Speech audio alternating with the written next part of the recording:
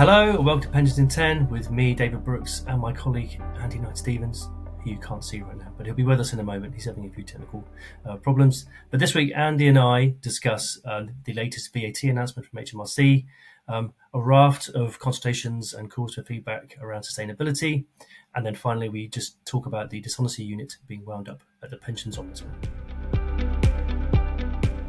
Okay, HMRC has actually published a long-awaited brief outlining changes to the VAT recovery rules incurred by employers and trustees in relation to UKDB schemes, and that includes VAT reclaim on investment management charges. Headline, before we go any further, we do not provide tax advice. This is not tax advice. So obviously clients should get specialist tax advice on such matters. However, let's dig into a little bit of the detail where we can. Dave, over to you. Yeah, where we can. So this has been rumbling on for many years. So I think everybody thought they knew what the VAT position was quite comfortably through probably the majority of time that pensions have been around. And then we had the 2013 PPG case, which threw the cat amongst the pigeons and created HMRC's requirement to review their position. And it got quite complex. So just to clarify as well, so you've got administration costs, which schemes have, that can all be VAT recoverable, but it's the investment related work that it gets a bit messy, and schemes and trustees and employers had to work together to clarify the position from 2013. So the employer had to be directly receiving that service to be able to reclaim the VAT, or some sort of contractual arrangement between the trustees and the employer, or if there was a corporate trustee, they could enter into a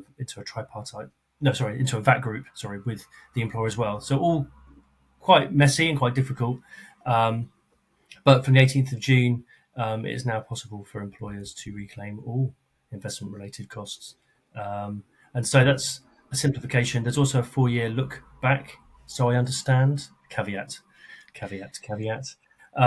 So I think this is good news. I think it's generally been welcomed by most comments I've read, that this is good news and a welcome clarification. We're expecting some guidance later on in the autumn.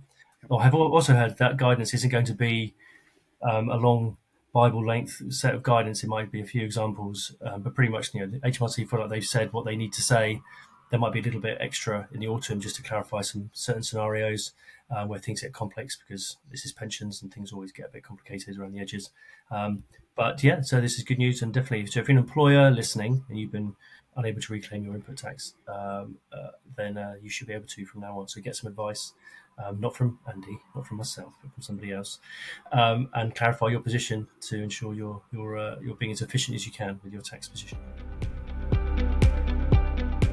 Okay, Andy, so there's been a number of announcements from the government, consultations and the like, around sustainability. Can you just give us the high-level overview of what's going on there? Yeah, and so people might have missed this.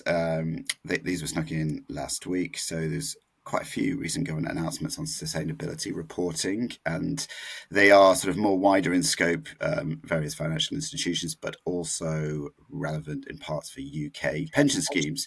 So there are 3 consultations put out in this area.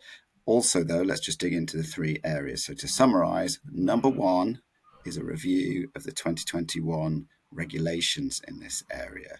Okay, so it's the review there is aiming to assess the impact of current climate change and current climate risk disclosures and that regime, and consider potential updates. So people remember the 2021 regulations, or they might not. That also covered the TCFD reporting. Number 2 area in these announcements, so that's transition plans.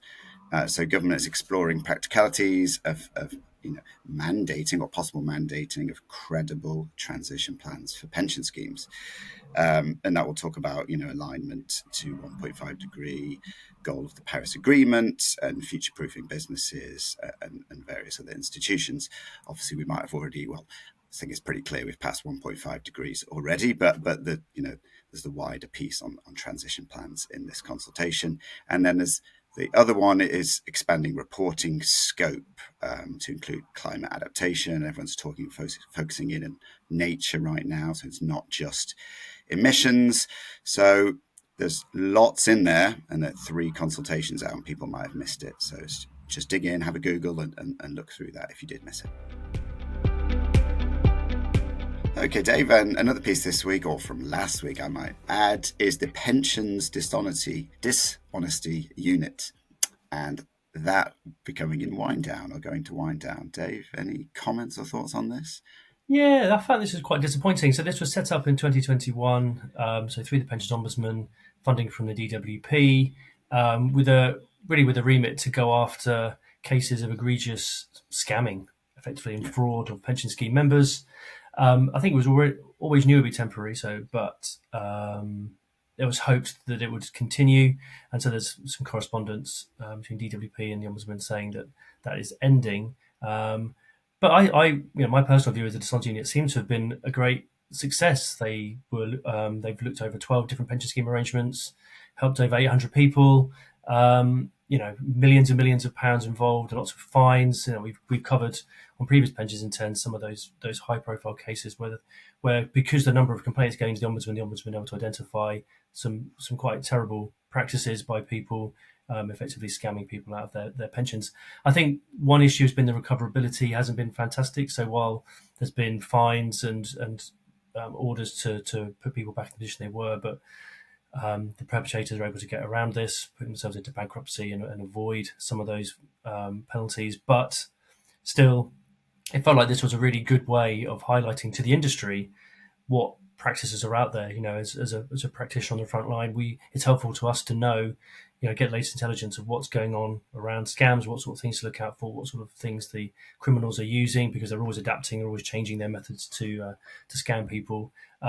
So I think now the idea is that the cases that would normally go into the Dishonesty Unit will go into action fraud, but we just hope that their reporting is as clear and as public as the Dishonesty Unit was. They used to do quite detailed reports and determinations and actions they've taken, which are again really helpful to the industry. So I think it's a shame from one side, but I don't know enough about what's going to replace it. So I hope that what comes after, what action fraud do, is as good as what the Dishonesty Unit did with regards to going after people that do these things, but then also the informing of the industry so we know what's going on and what sort of things we need to look out for. Okay, that's it for this week on Pensions in 10. Thank you for joining us. And he's gone again. He's having a nightmare. So we hope you enjoyed this episode. Please do like and share with anybody else that you think would benefit from getting these very quick updates on what's going on in the world of pensions. And I look forward to talking to you with my colleague Chris Rice next week.